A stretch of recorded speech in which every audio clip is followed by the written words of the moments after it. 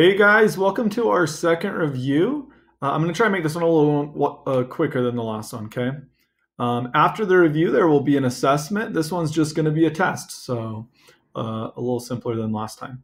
Okay, our review today is on types of energy and energy transfer, which was kind of what we covered in quarter two this year.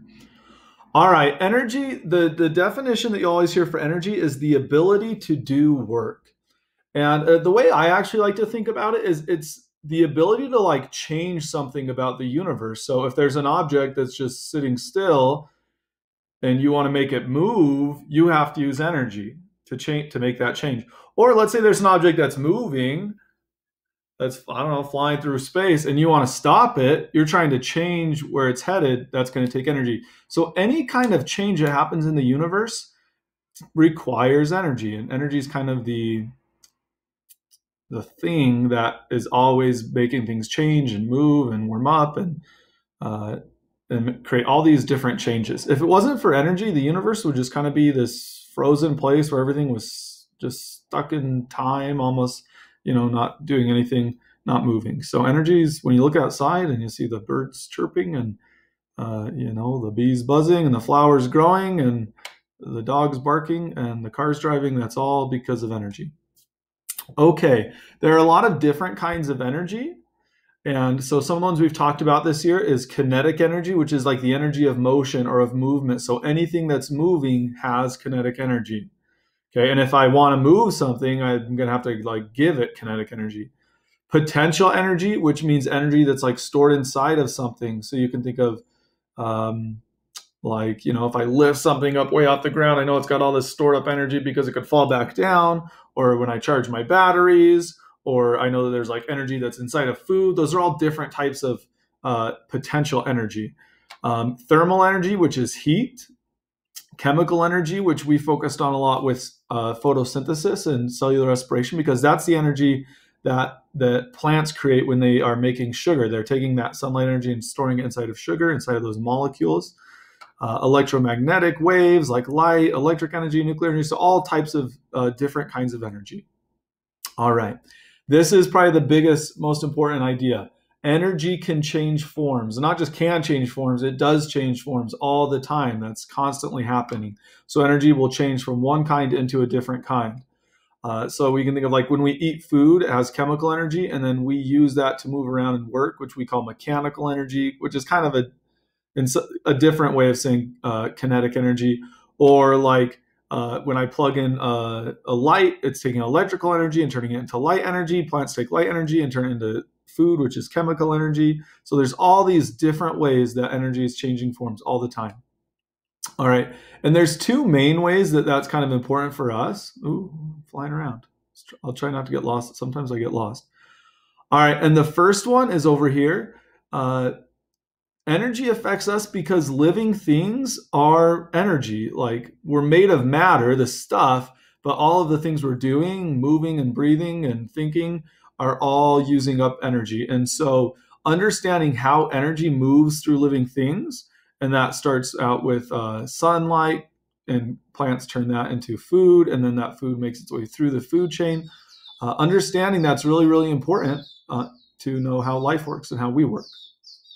Okay, and then the other big thing we talked about with energy is everything we do. Maybe you can hear the birds. I got a lot of birds at my bird feeders out my window. Everything that we do as far as like driving cars and having electricity and using our phones and watching TV and heating up our houses, all of that takes energy. And so it's important to understand the different forms of energy that we use, like solar power or burning fossil fuels or nuclear energy, because those have a big effect on our lives.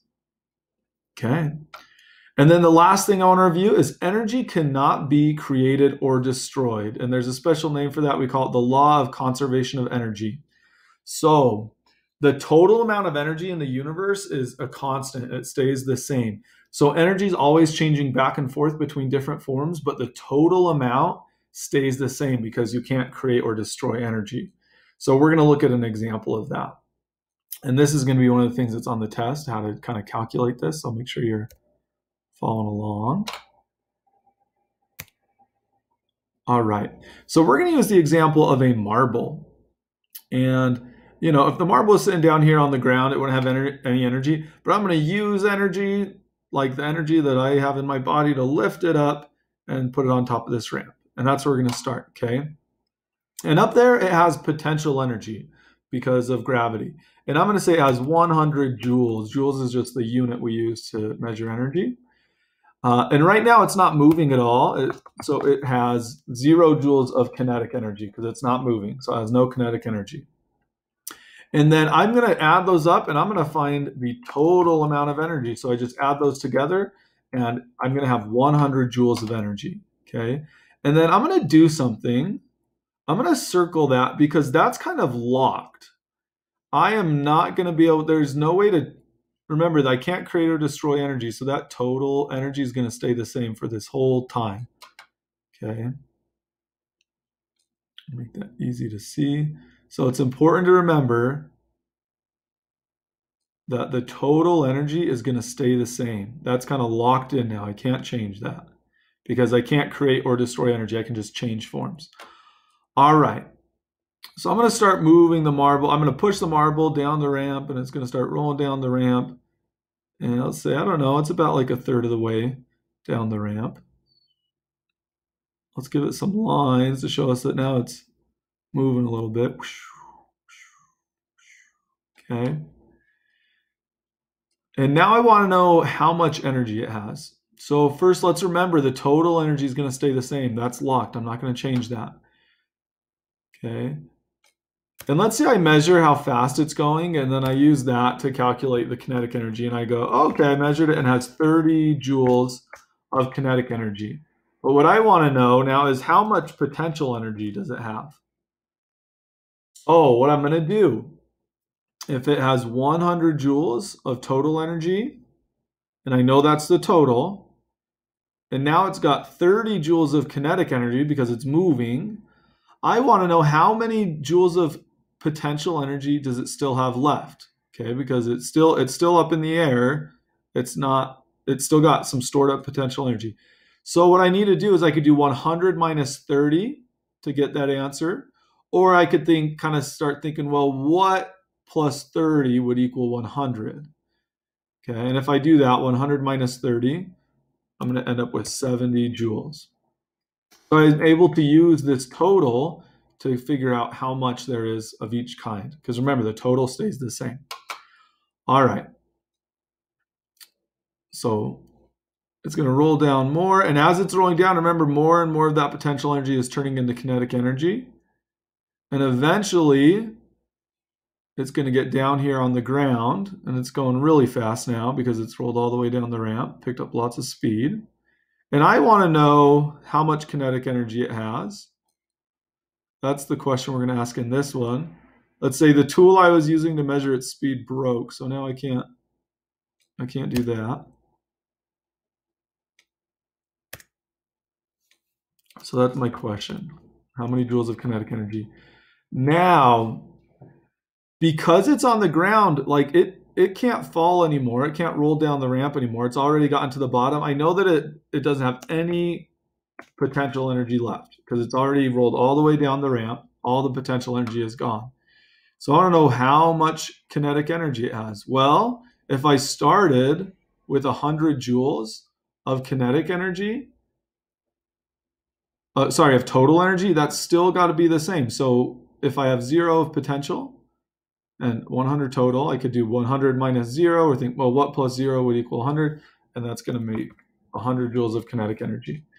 Okay, and so here's the big takeaway. As I took that marble and rolled it down the ramp, the amount of energy, the type of energy was changing. It was changing from potential into kinetic as it got faster and faster.